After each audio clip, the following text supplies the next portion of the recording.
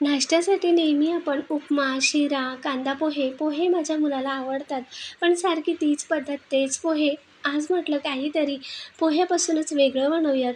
नमस्कार मंडळी, श्रीदेवी किचन प्रतिभास रेसिपीमध्ये खूप खूप स्वागत आहे. आज आपण पोह्यापासून जाळीदार असा डोसा बनवतोय आणि चटपटीत अशी कैरीची चटणी. जाळीदार असा डोसा अवघ्या 15 ते 20 मिनिटात तयार होईल. हेल्दी आणि पौष्टिक असा नाश्ता. चला तर मग सुरुवात करूया. तर पोहेचा जाळीदार असा डोसा बनवण्यासाठी इथे मी 1 वाटी एवढे पोहे घेतले आहेत. नेहमी आपण पोहे किंवा कांदे पोहे बनवतो, घरातील तेच पोहे आहेत. आता पोहे एका खोलगट भांड्यात घालून यात पाणी घालूयात. अगदी हलक्या हाताने 1-2 पाण्याने पोहे आपण धुवून घेऊयात. पोहे धुवून यातील पाणी सर्व निथळून घेतलं आणि यात घालूया आता 1 वाटी एवढा रवा. ज्या वाटीने आपण पोहे मोजून घेतले होते त्याच वाटीने इथे रवा घातला आणि याच वाटीने आता 1 वाटी एवढं ताजं दही घेऊयात. दही जास्त आंबट नसावं. तर हे पहा, ज्या वाटीने रवा पोहे मोजले त्याच वाटीने 1 वाटी एवढं हे घट्टसर असे दही घेतले.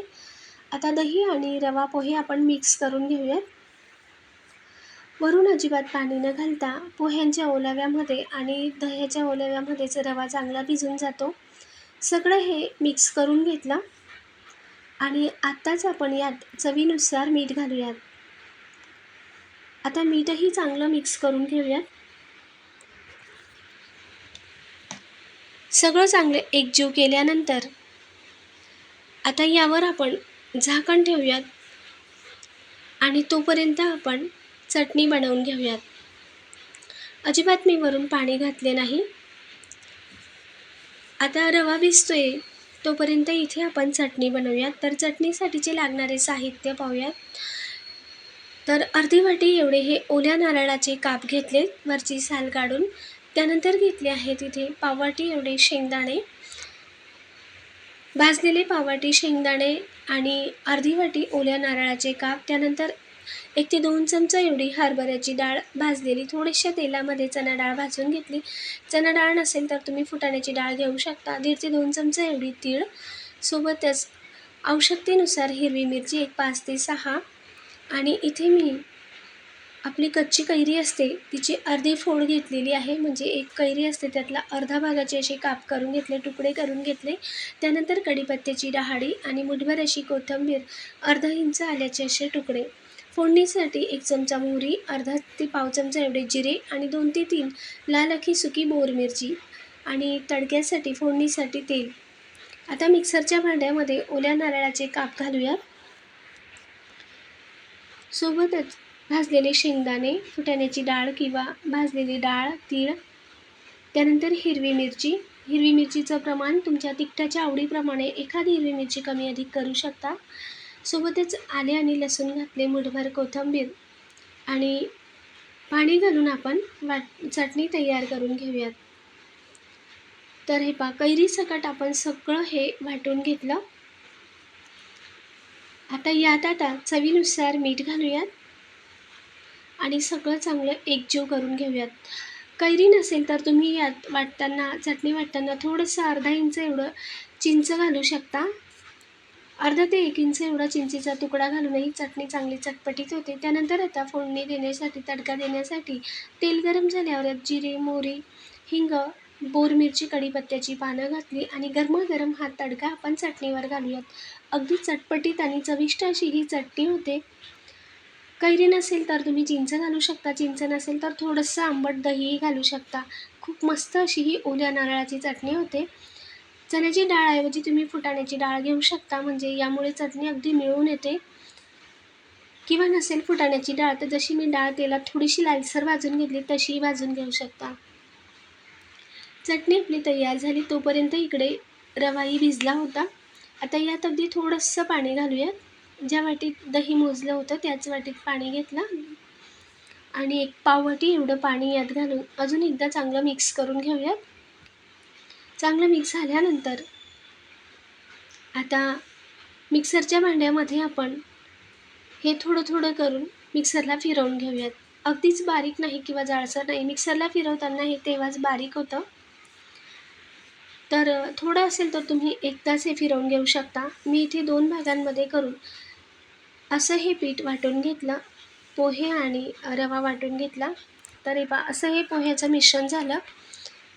तर इतपतच आपल्याला हे घट्ट पातळ ठेवायचं आहे. जास्त पातळही नाही किंवा अगदी घट्टही नाही.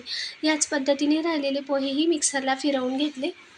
सर्व वाटून झाल्यानंतर यात घालूया अगदी चिमूट 2 चिमूट एवढा खाण्याचा सोडा किंवा पाव चमचा खाण्याचा सोडा आणि पाव चमचा एवढा इनो.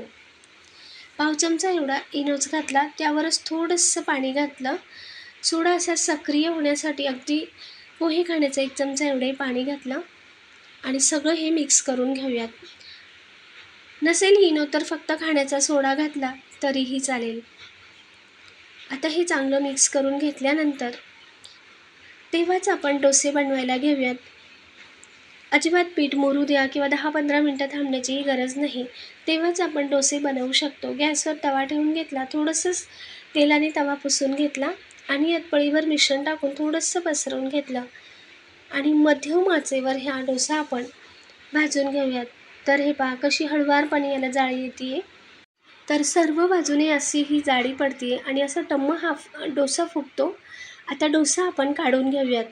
तुम्हाला वाटत असेल तर तुम्ही उलट बाजूने भाजून घेऊ शकता, पण काही गरज नाही. सर्व जाळी आल्यानंतर डोसा एक बाजूने सर्व भाजला जातो. म्हणून मध्यम आचेवर पूर्ण जाळी येईपर्यंत थांबायचं. त्यानंतर आता दुसराही डोसा दाखवते. तर हे पहा तव्यावर तेल नाही घातलं तरीही चालेल, तरीही डोसा अलगद निघतो. आता अजून पळीभर मिश्रण मी यावर घातलं, थोडंसं पसरवून घेतलं आणि आता हे पहा या बाजूने सुद्धा अगदी डोसा सरकट निघतो आणि कसा टम्म आणि जाळीदार असे फुगून निघतात. तर दोघंही डोसे मी बनवून घेतले. आता तिसराही डोसा दाखवते. तिसरा डोसा तुम्हाला उलट करून दाखवते की कसा भाजला जातो. म्हणून तिसरा डोसाही पळीभर मिश्रण टाकून अगदी जाळी येईपर्यंत मध्यम आचेवर असाच ठेवायचा आणि त्यानंतर आता उलट करून घेतला. तेल घातलं किंवा नाही घातलं तरीही चालेल. वाटत असेल तर तुम्ही थोडंसं तेल कडेने सोडू शकता. तर हे पहा दुसऱ्या बाजूने सुद्धा तुम्ही पाहू शकता किती मस्त असं आपले डोसे भाजले गेलेत. आधीची जी पहिली बाजू होती ती सुद्धा जास्त करपली नाही आणि नंतरची सुद्धा. तर हे पहा किती छान असा रंग आला आहे आणि टम्म असे डोसे फुगतात. अगदी स्पॉन्जी, मऊ लुसलुशीत आणि जाळीदार असा हा डोसा होतो. मुलांना हा नाश्ता खूप म्हणजे अगदी स्पॉन्जी असा हा डोसा होतो, त्यामुळे अगदी आवडीने मुलं खातात. तर हे पहा इथे मी दोघंही बाजूने भाजलेले डोसे बनवले. तर हे पहा या बाजूने सुद्धा आणि या बाजूने आणि किती जाडसर असा आणि स्पॉन्जी टम्म फुगला आहे. तर कुठलाही डोसा पाहू शकता दोघंही बाजूने एकसारखे असे भाजले गेले आणि एका बाजूने जे भाजले होते त्याचीही जाळी पाहू शकता. अगदी मस्त अशी स्पॉन्जी आणि जाळीदार असे हे डोसे तयार होतात. थोडंच आपण पळीभर मिश्रण टाकलं तरी टम्म फुगतात आणि अशी जाडसर डोसे आपले तयार होतात, अगदी जाळीदार. सोबतच ही चटपटीत अशी कैरीची चटणी खूप टेस्टी लागते. तर हे पहा तुम्ही पाहू शकता आपण जे एका बाजूने भाजलेले डोसे होते त्यांनासुद्धा किती छान अशी जाळी आली आणि दुसरे जे डोसे दोघं बाजूने आपण भाजून घेतले त्यांनाही रंग किती सुरेख आला. हातात घेतल्यावर अगदी स्पॉन्जी, जाळीदार आणि अगदी मऊ लुसलुशीत असा हा डोसा वाटतो. अगदी टम्म फुगतात आणि खूप मस्त याला जाळी येते. तोडून दाखवल्यावर सुद्धा तुम्ही पाहू शकता अगदी स्पंजसारखा हा डोसा फुगतो. हे पहा पळीभरच मिश्रण घातलं, पातळ जरी पसरवलं तरी असा हा फुगतो. अगदी कापसासारखा मऊ लुसलुशीत जाळीदार होतो हा डोसा. तोंडात टाकताच विरघळतो आणि या चटणीसोबतही खूप छान असा हा डोसा लागतो. एकदा करून पहा या पद्धतीने, नक्कीच तुम्हाला आवडेल. तर अवघ्या 15 ते 20 मिनिटात जाळीदार असा पोहेपासून डोसा तयार होतो. तेवढीच ही चटणीसुद्धा खायला चटपटीत अशी लागते. मुलंसुद्धा हा डोसा स्पॉन्जी, जाळीदार आवडीने खातात. लाईक, शेअर, सबस्क्राईब नक्की करा. कमेंटद्वारेही सांगा. पुन्हा भेटूया. धन्यवाद.